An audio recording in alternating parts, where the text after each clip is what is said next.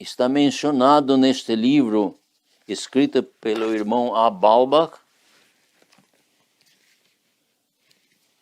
e eu vou ler essa referência publicada no jornal.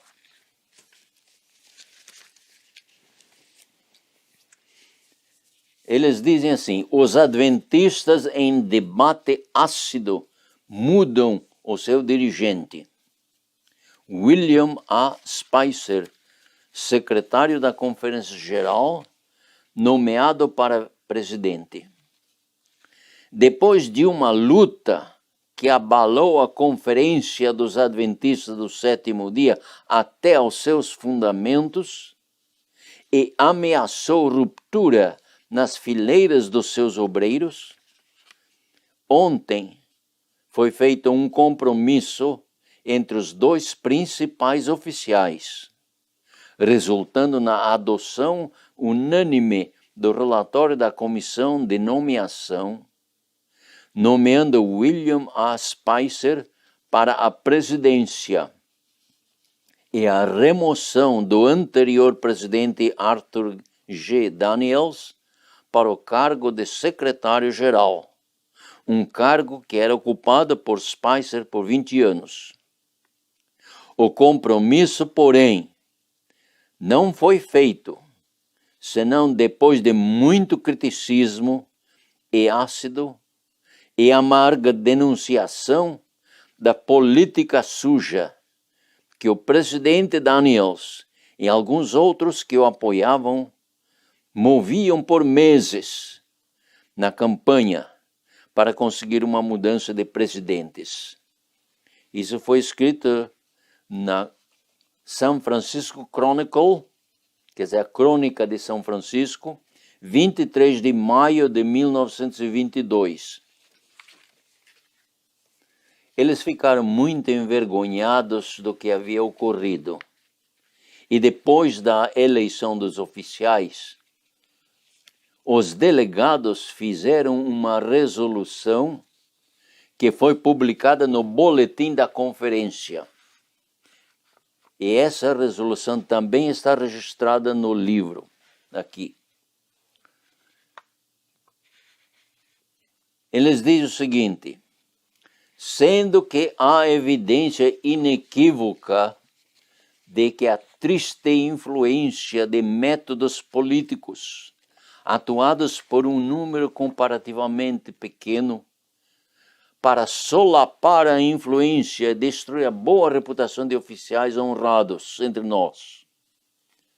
Portanto, fica resolvido que nós nos comprometemos, em nome de Deus, a um arrependimento completo de todas essas coisas não sagradas. De modo que os dois representantes não tiveram êxito, não puderam entrevistar os delegados para apresentar o caso. Eles tiveram que voltar à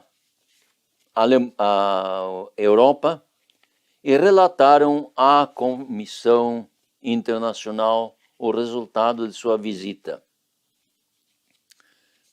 No fim do mesmo ano de 1922, de 27 de dezembro de 1922 a 2 de janeiro de 1923, a divisão europeia da Igreja Adventista do Sétimo Dia realizou uma reunião do Conselho em Gland, Suíça, onde, entre outros assuntos, decidiram o seguinte, e o que eu vou ler está registrado neste livro, aqui, Adventista Sétimo Dia em Tempo de Guerra, página 346 e 347.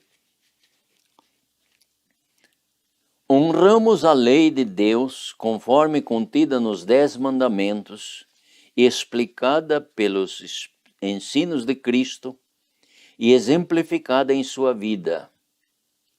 Por isso, observamos o sétimo dia, sábado, como tempo sagrado.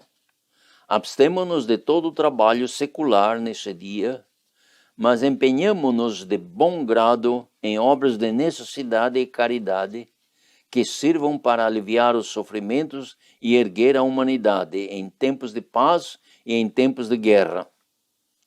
Recusamos participar em atos de violência e derramamento de sangue. Concedemos, porém, a cada membro da Igreja absoluta liberdade para servir a seu país em qualquer tempo e em qualquer lugar, conforme os ditames de sua consciência pessoal. Essa liberdade de consciência para transgredir a lei de Deus foi repetida em janeiro de 1923. Quando os nossos irmãos viram que a Igreja Adventista do Sétimo Dia não mudou de atitude quanto à transgressão da lei de Deus, concedendo liberdade de consciência a cada membro da Igreja para servir o seu país em qualquer tempo e em qualquer lugar, eles decidiram a se organizar como uma denominação sob o nome Adventistas do Sétimo Dia Movimento de Reforma. Notemos que o nome Adventista do Sétimo Dia, até que foi adotado, passaram 16 anos. E até que foi organizada a Conferência Geral, passaram mais 3 anos, 19 anos. Assim também, aqueles que foram excluídos esperaram e no dia 15 de julho de 1924, eles tiveram uma reunião da Comissão Internacional e concordaram adotar o nome Conferência Geral dos Adventistas do Sétimo Dia Movimento de Reforma. Mas no dia 1º de junho de 1924, foi decidido que eles não podiam trabalhar com maior eficiência sem uma organização da Conferência Geral. E em 15 de julho eles decidiram que a Conferência Geral deve ser organizada. Por essa altura, os irmãos em diferentes países eram organizados em grupos, igrejas, associações e também puderam organizar 4 uniões. A União Alemã, a União do Danúbio, a União Báltica e a União Escandinava. Essas 4 uniões publicaram em conjunto as leituras da Semana de Oração para o ano de 1924 em nome de Conferência Geral dos Adventistas do Sétimo Dia Movimento de Reforma. A revista foi publicada em dezembro de 1924. Eu tenho aqui uma fotocópia da publicação da Semana de Oração na língua húngara. E foi publicado em nome da Conferência Geral, em nome dessas 4 uniões. É muito importante notar que mesmo antes da organização da Conferência Geral, as uniões concordaram com o nome Adventistas do Sétimo Dia Movimento de Reforma. Aquele nome usado pela União Alemã, Sociedade Missionária Internacional, não foi aceito mundialmente como o nome do movimento de reforma.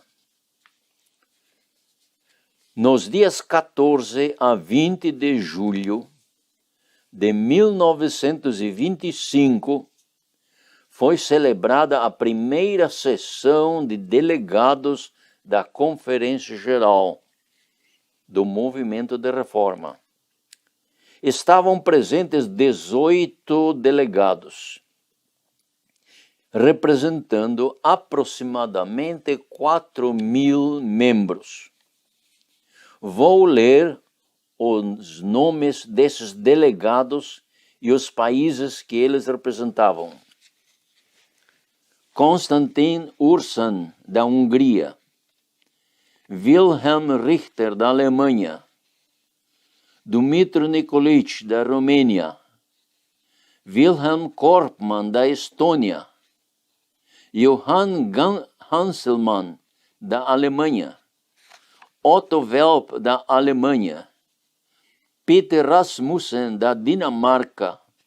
Wilhelm Maas, da Holanda.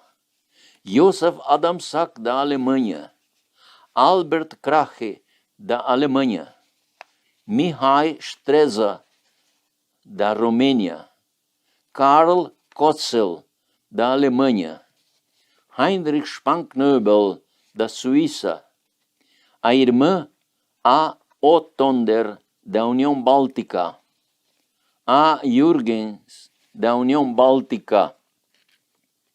K. A. Ekeroth, da Suíça. Max Köhler, da Alemanha. E C. Adams, da Alemanha. Aqui eu tenho uma fotografia desses delegados da primeira sessão da Conferência Geral dos Adventistas do Sétimo Dia, Movimento de Reforma. E aqui está uma fotocópia da ata daquela assembleia.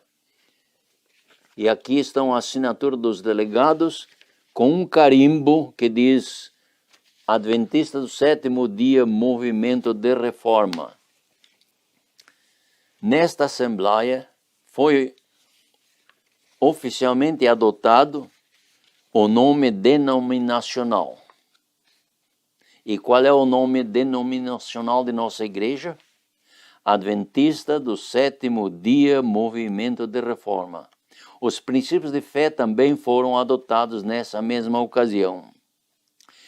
Os primeiros oficiais do movimento de reforma foram eleitos. E eles são presidente Otto Welp, secretário Wilhelm Maas, o tesoureiro, também o mesmo Wilhelm Maas, e a comissão, os presidentes das uniões europeias. Johann Wick e outros elementos fanáticos não fizeram parte do movimento de reforma, nem antes e nem depois de 1925. Em resumo, esta é a breve, verdadeira história do início e estabelecimento do movimento de reforma. Uma pergunta muito importante. Temos nós o direito de ser a igreja remanescente de Deus? O que é que nos dá esse direito? A resposta é dada pelo Espírito de Profecia. Vamos ler em Review and Herald, 17 de julho de 1900. Eu leio. Cristo tem uma igreja em cada época. Obediência aos mandamentos de Deus nos dá o direito aos privilégios dessa igreja. O que é que nos dá o direito de sermos a igreja de Deus? A obediência aos mandamentos de Deus. Um outro testemunho diz em Manuscript Releases, quer dizer, manuscritos liberados, volume 14, página 102.